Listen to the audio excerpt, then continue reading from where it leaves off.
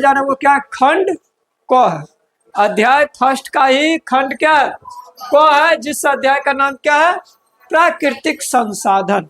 जिसका नाम क्या है, प्राकृतिक संसाधन को अंग्रेजी में क्या कहते हैं, natural resources. Natural resources, natural यानी प्राकृतिक और रिसोर्सेस यानी संसाधन।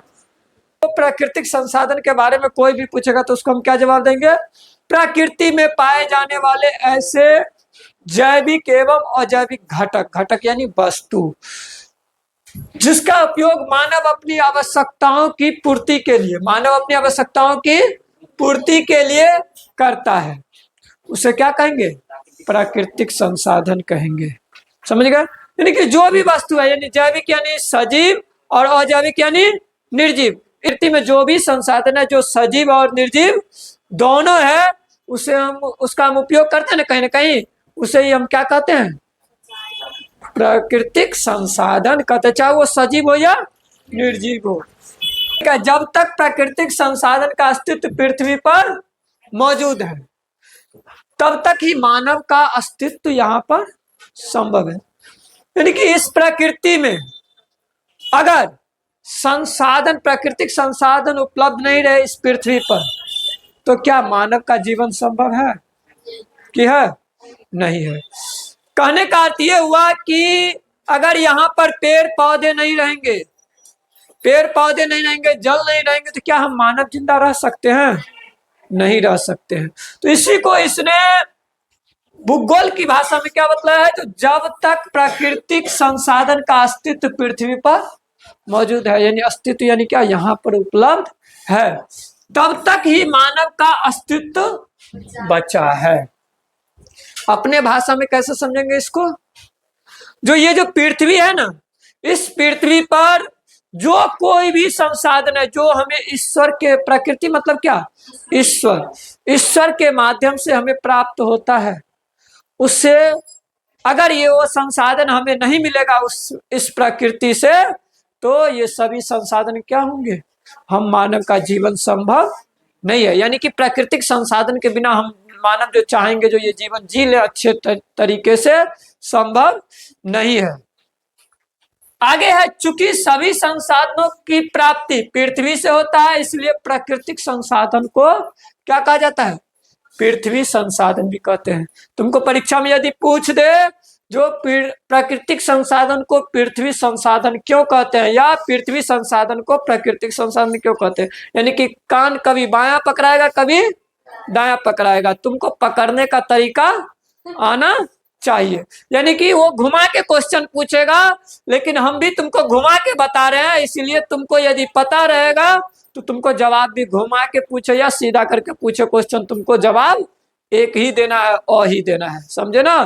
तो जवाब क्या होगा, चाहे वो पूछे जो प्राकृतिक संसाधन को पृथ्वी संसाधन क्यों कहते हैं, या फिर वो पूछ दे जो पृथ्वी संसाधन को प्राकृतिक संसाधन क्यों कहते हैं, दोनों ही स्थिति में आपको जवाब वही देना है जो हम, अगर पूछ देगा तो क्या कहेंगे, चूंकि पृथ्वी पर जितने भी संसाधन है, चूंकि सभी संसाधन की प्राप्ति हमें पृथ्वी से होती है, इसीलिए हम प्राकृतिक संसाधन को पृथ्वी संसाधन कहते हैं या पृथ्वी संसाधन को प्राकृतिक संसाधन कहते हैं। समझ गए, कोई दिक्कत। तो क्या कहा जाता है, मिट्टी। तुमको परीक्षा में पूछ देगा, ध्यान देंगे आप बच्चे, जो मिट्टी का दूसरा नाम क्या है, भूगोल में यही सब पूछता है। भूगोल थोड़ा हार्ड होता है, इसलिए आपको थोड़ा रटना पड़ेगा और ध्यान से सुनना पड़ेगा, इस चीज को बार बार इस अध्याय को पढ़ना पड़ेगा, तब जाके आपको समझ में आएगा। तो तुमको परीक्षा में पूछ देगा जो मिट्टी को क्या कहते हैं, और ऑप्शन दे देगा 4 गो, तो जहां पे मृदा दिखे वहां पे टिक लगेगा, या फिर कह देगा जो मृदा का दूसरा नाम क्या है, मिट्टी, या फिर पूछ देगा, देखो यहीं से चला जाएगा हिंदी में भी क्वेश्चन, जो व्याकरण में पूछ देगा जो मिट्टी का पर्यायवाची क्या होता है, मृदा, या मृदा का पर्यायवाची शब्द क्या होता है, मिट्टी, या तुमको ऑब्जेक्ट या सब्जेक्टिव में पूछ देगा जो मिट्टी का 2 पर्यायवाची शब्द लिखिए, तो क्या लिखेंगे, मृदा, एक तो मृदा पता है ना, और धरती यानी भी मिट्टी ही होती है, समझे ना। तो अब हम क्या पढ़ रहेंगे, मृदा कहते किसको, आखिर ये मिट्टी जो होता है ये कहते किसको है? तो पृथ्वी के ऊपरी सतह, पृथ्वी का जो सबसे ऊपरी सतह होती है, सतह पर मोटे मध्यम एवं बारीक, मोटे मध्यम एवं बारीक कार्बनिक तथा अकार्बनिक, कार्बनिक तथा अकार्बनिक मिश्रित कणों, कार्बनिक तथा अकार्बनिक मिश्रित कणों को क्या कहते हैं? मृदा कहते हैं, यानी कि मिट्टी कहते हैं। समझ गए? अब यहाँ पर आता है, या फिर इसको आप दूसरे शब्द में भी कह सकते हैं, संगठित असंगठित पदार्थों से निर्मित पृथ्वी की सबसे ऊपरी पतली परत, असंगठित पदार्थों से निर्मित पृथ्वी की सबसे ऊपरी परत को, ऊपरी पतली परत को क्या कहते हैं? मृदा यानी मिट्टी कहते हैं। ये जो पृथ्वी इतनी मोटी देख रहे हो तुम, 100 फीट या 200 फीट नीचे, इस सभी को, सभी मिट्टी का हम यूज कर पाएंगे? नहीं। यहाँ से आप 5 फीट या 7 फीट नीचे भी जाएंगे तो उस मिट्टी का भी आप उपयोग नहीं कर पाएंगे, नहीं उसमें आप अनाज उपजा नहीं सकते हैं। ये जो ऊपर में भाग है 2 फीट या 3 फीट, उसी भाग में आप फसल उपजा सकते हैं। समझे ना? तो इसलिए कहा गया है पतली परत, इसलिए क्या कहा गया है? पतली परत। समझे? पतली परत को क्या कहते हैं? मृदा कहते हैं। अब आएंगे, ये जो पृथ्वी है, पृथ्वी पे कुछ भाग जो है वो क्या है? कुछ ही भाग है जो रहने लायक है। ये जो अभी आप लोग देखे ना पृथ्वी, ये जो देखें आप लोग पृथ्वी, ये कुछ ही भाग है, ये जो गोल है, इस गोल पृथ्वी में से कुछ ही भाग है जो क्या है? रहने लायक है।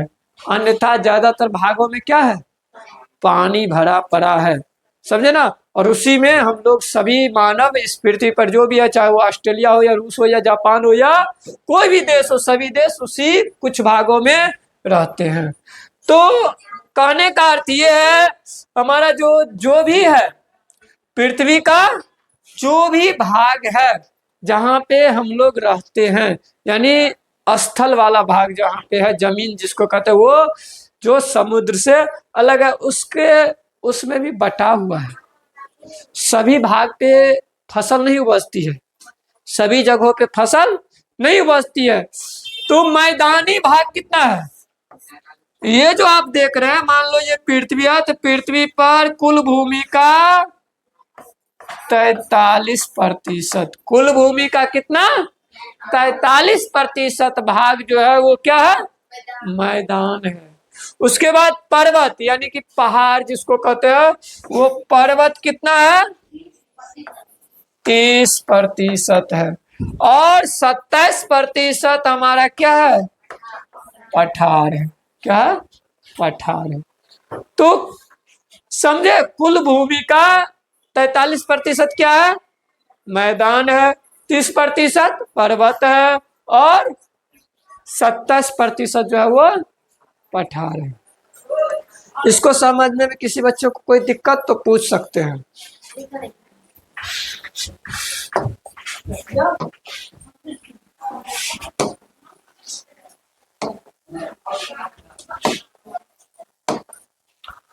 आगे है मृदा या मिट्टी। मृदा या मिट्टी का निर्माण कैसे होता है? मिट्टी का, ये जो मिट्टी है ये एक ही दिन में नहीं बन जाता है, करोड़ों अरबों वर्ष इस मिट्टी को बनने में लगता है। आप लोग सुने होंगे जो पृथ्वी, ये जो पृथ्वी है, बहुत सालों तक इस पृथ्वी पे रहने लायक जमीन नहीं थी, यानी कि पूरा का पूरा जल था। उसके बाद धीरे धीरे क्या हुआ? ज्वालामुखी विस्फोट होता है, उसके बाद से पर्वत पहाड़ के तरह बनते हैं, और धीरे धीरे वो भी पर्वत पहाड़ क्या होता है, एक समय आने के बाद वो टूटते जाता है, टूटते जाता है, कणों में टूटने के बाद वो झड़ झड़ करके क्या होती है, कुछ जमीन जो है वो समतल बन जाती है, और उसी समतल वाले जमीन को हम लोग क्या करते हैं? कृषि के रूप में उपयोग करते हैं। यानी कि वर्षों करोड़ों अरबों वर्ष लगे हैं, तब जाकर के ये पृथ्वी का निर्माण हुआ है, यानी कि रहने लायक भूमि हम लोगों को मिली है। और इस रहने लायक भूमि को भी हम लोग क्या करते हैं? बर्बाद करने पर लगे हुए हैं। तो आएंगे ये मिट्टी का निर्माण कैसे होता है। ये तो हो गया जो मौखिक रूप से ना, लेकिन भौगोलिक भाषा में हम लोग समझते हैं जो आखिर कैसे मिट्टी का निर्माण होता है। तो जब पृथ्वी की बड़ी बड़ी चट्टानें, ये जो पृथ्वी है इस पे बड़ी बड़ी चट्टानें हैं, प्राकृतिक कारक, जैसे प्राकृतिक कारक क्या सब हो गया, वर्षा, तूफान, आंधी, ये सभी क्या है, प्राकृतिक कारण है। बाढ़ का आना, ये सभी प्राकृतिक कारणों से वृक्ष की जड़ें, वृक्ष की जड़ें आदि के द्वारा छोटे छोटे टुकड़ों में टूटती है, एक दूसरे से टकराती है ना। आसपास में पहाड़ है तो पहाड़ से वृक्ष टकराती है, आसपास में वृक्ष है तो वृक्ष से, एक वृक्ष दूसरे वृक्ष से टकराती है, और टकराने के कारण क्या होती है, वो टूटती है। तो मिट्टी का क्या होता है, निर्माण होता है। जब ही वो टूटेगी, जड़ के साथ उखड़ेगी, तो अपने साथ मिट्टी को भी तो लेकर उखड़ेगी ना। तो उससे क्या होती है, वो टूटता है पहाड़ से, और इससे मिट्टी का निर्माण होता है। करोड़ों अरबों वर्ष पहले, शुरू में ही बताएं, करोड़ों अरबों वर्ष पहले,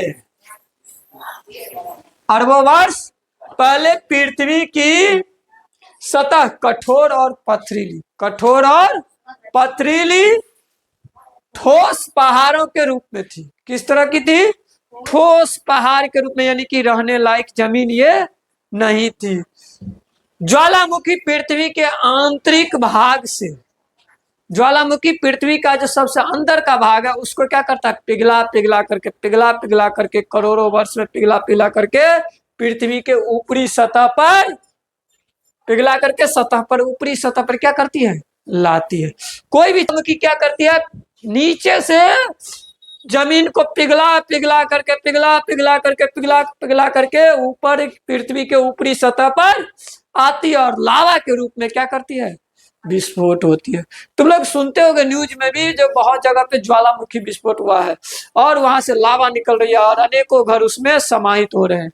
ये क्या होती है, उसी लावा के कारण बहुत सारे मानव या जानवर या घर द्वार क्या होगा, धीरे धीरे समा जाएगा। पेड़ पौधे अगर जंगल में हो गया लावा विस्फोट तो वो समाते हैं, और वही क्या होता है, धीरे धीरे फिर जाकर के वो कोयला का रूप ले लेता है, पेट्रोल का रूप ले लेता है। बड़े बड़े जानवर दब जाते हैं तो हम मानव के शरीर में भी क्या है, तेल की मात्रा है ना, उसी तरह से जानवर के भी शरीर में क्या होता है, तेल का मात्रा। अभी जो तुम लोग सुनते हो सऊदी अरब सब में पेट्रोल मिलता है, क्यों मिलता है, क्योंकि वो जितना भी भाग था वो भाग क्या था, जंगल था। क्या था, जंगल था, और जंगल में बड़े बड़े जानवर रहते थे। जंगल में क्या होते थे, बड़े बड़े जानवर रहते थे। और इसी तरह से ज्वालामुखी विस्फोट हुआ, क्योंकि पथरीली जमीन, तराने लायक जमीन थी नहीं वहां पे, तो ज्वालामुखी विस्फोट होते गए, और उस समय में बहुत सारे पेड़ पौधे सब के साथ साथ जानवर भी दबते गए। तो उस क्षेत्र में जानवर अधिक रहने के कारण क्या हुआ, भागेगा कहाँ लोग, भागेगा क्या, एक हमको पता है कि यहाँ पर ज्वालामुखी विस्फोट होगा, नहीं पता है तो हम भागेंगे कहाँ।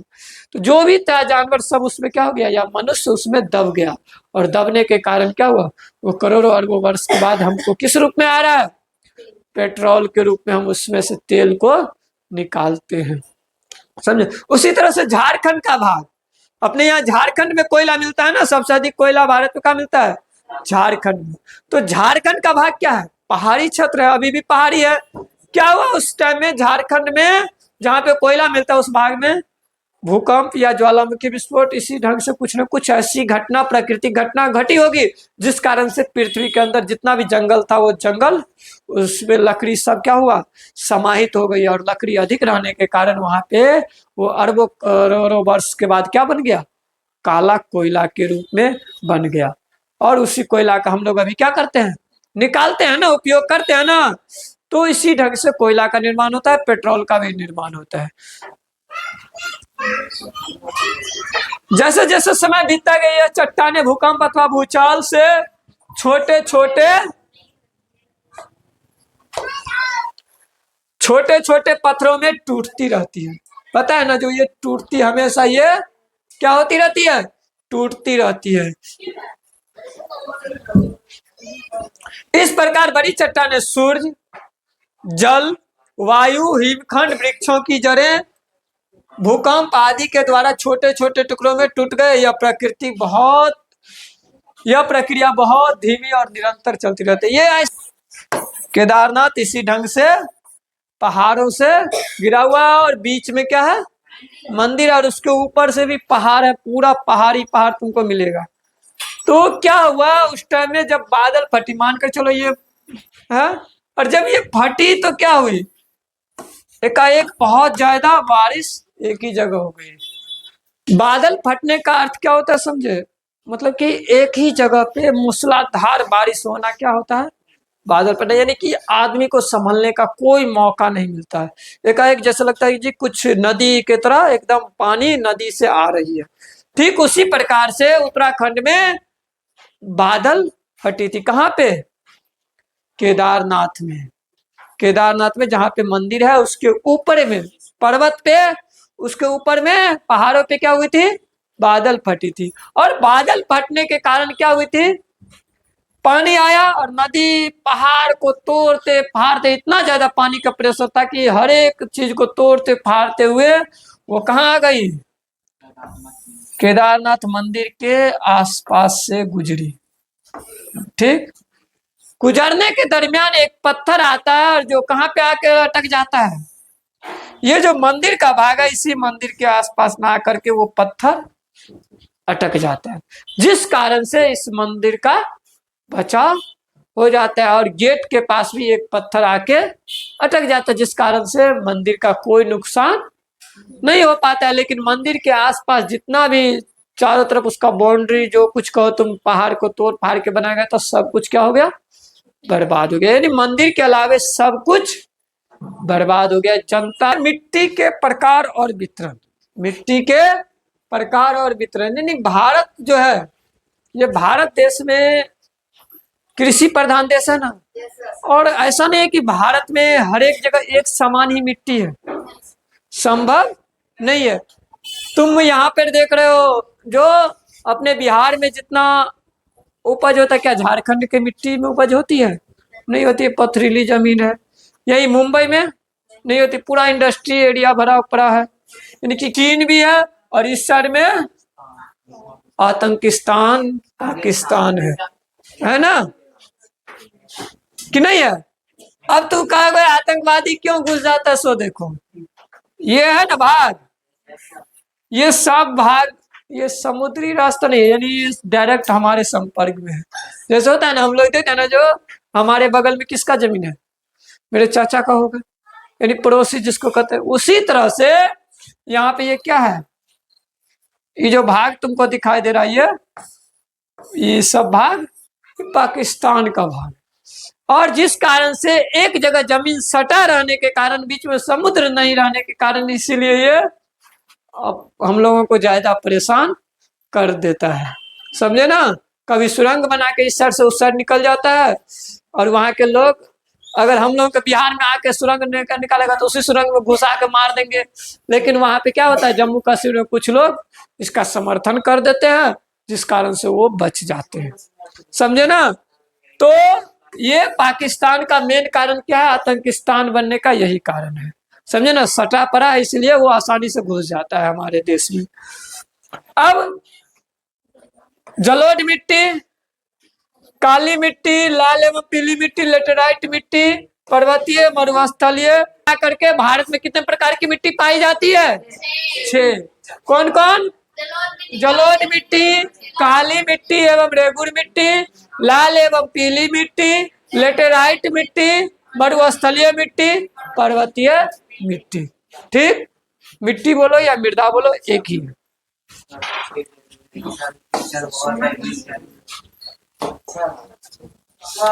अब आएंगे हम लोग जलोढ़ मिट्टी।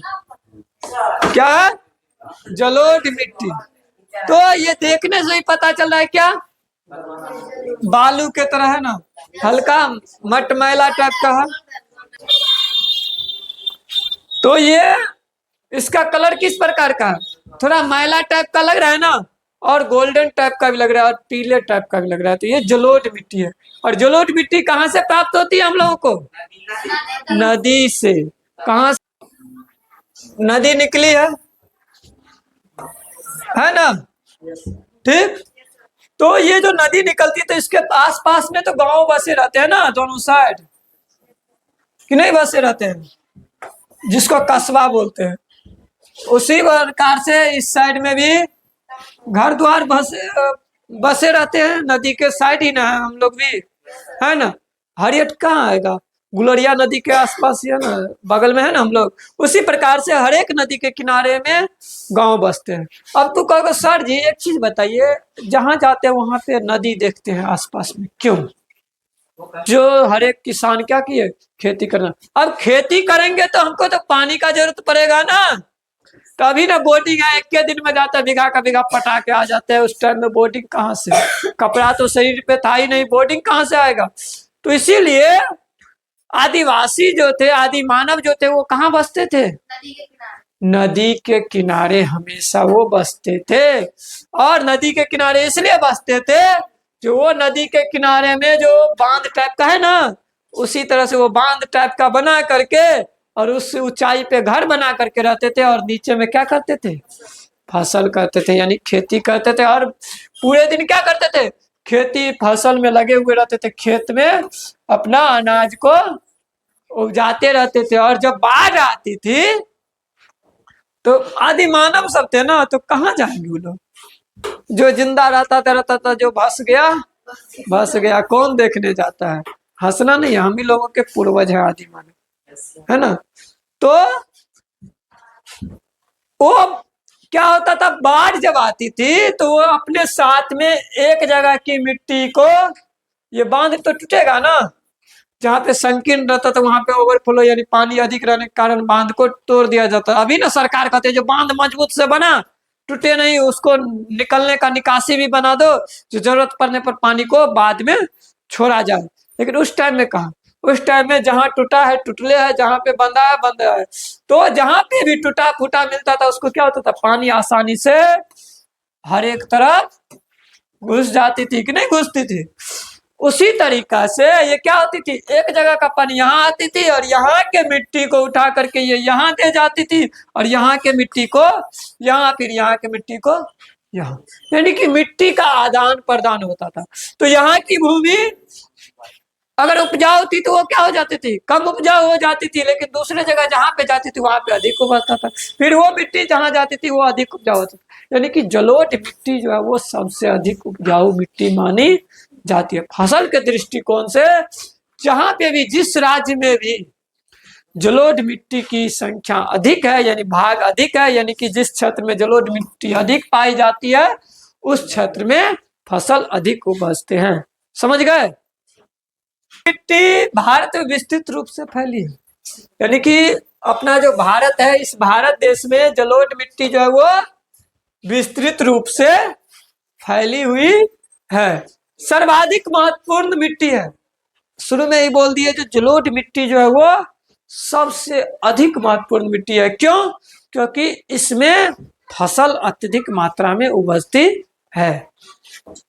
यह मिट्टी नदियों द्वारा लाया जाने वाला बालू, सिल्ट एवं मृतिका से होता है, यानी कि कोई भी चीज मृत हो, सजीव हो, जिंदा हो, मरा पड़ा जो भी है, उसको क्या करती है, वो नदी के माध्यम से भसा करके ले करके आ जाती है, और इस कारण से ये मिट्टी अधिक उपजाऊ होती है। इसका रंग धुंधला से लेकर लालिमा लिए भूरे रंग का होता है। यानी रंग किस तरह का होता है, तुमको परीक्षा में पूछ देगा, जो जलोढ़ मिट्टी का रंग कैसा होता है, तो क्या जवाब देंगे, जलोढ़ मिट्टी का रंग धुंधला से लेकर लालिमा लिए हुए भूरे रंग का होता है, या फिर धुंधला और भूरा, धुंधला और भूरे रंग जहां पर भी दिखे दोनों एक साथ लिखा हुआ, या अलग अलग भी दिखे ए और बी, तो ए और बी दोनों में टिक मारेंगे। समझ गए। भारत में यह मिट्टी लगभग, अब तुमको पूछ देगा परीक्षा में, जो जलोढ़ मिट्टी भारत में कितना प्रतिशत है या कितना भाग जलोढ़ मिट्टी का है, तो कहेंगे क्या, भारत में यह मिट्टी लगभग 6.4 करोड़ हेक्टेयर, 6.4 करोड़ हेक्टेयर में भारत में जलोढ़ मिट्टी पाई जाती है। समझे, कुल भाग का 6.4% भाग में क्या पाई जाती है, जलोढ़ मिट्टी पाई जाती है। जलोढ़ मिट्टी राजस्थान, जलोढ़ मिट्टी कहाँ कहाँ पाई जाती है, किस किस राज्य में, राजस्थान, गुजरात, पूर्वी तटीय मैदान स्थित महानदी गोदावरी, कृष्ण और कावेरी नदी के तट पर बसे राज्यों, बोले है ना, नदी के किनारे ही हर एक राज्य है, बसे राज्यों में मिलती है। इस मिट्टी में मुख्यतः क्या सब उगता है? तुमको परीक्षा में पूछ देगा, जो 10 ऐसे या 5 ऐसे फसल का नाम लिखे जो जलोढ़ मिट्टी में उगाई जाती है। तो क्या सब उगाई जाती है? गन्ना यानी कि कुसियार, चावल, गेहूं, गेहूं, मक्का एवं दलहन जैसी फसलों का उत्पादन होता है। अब है उत्तर बिहार में बालू प्रधान जलोढ़ की दियारा भूमि कहते हैं। यह मक्का की खेती के लिए प्रसिद्ध है। ये मक्का की खेती के लिए क्या है? प्रसिद्ध है। यानी कि उत्तर बिहार में बालू प्रधान जलोढ़ मिट्टी पाई जाती है। उत्तर बिहार में कौन सा? बालू प्रधान जलोढ़ मिट्टी पाई जाती है। समझ गए? आज यहीं तक, फिर अगले क्लास में हम लोग क्या पढ़ेंगे वो देखेंगे आप लोग।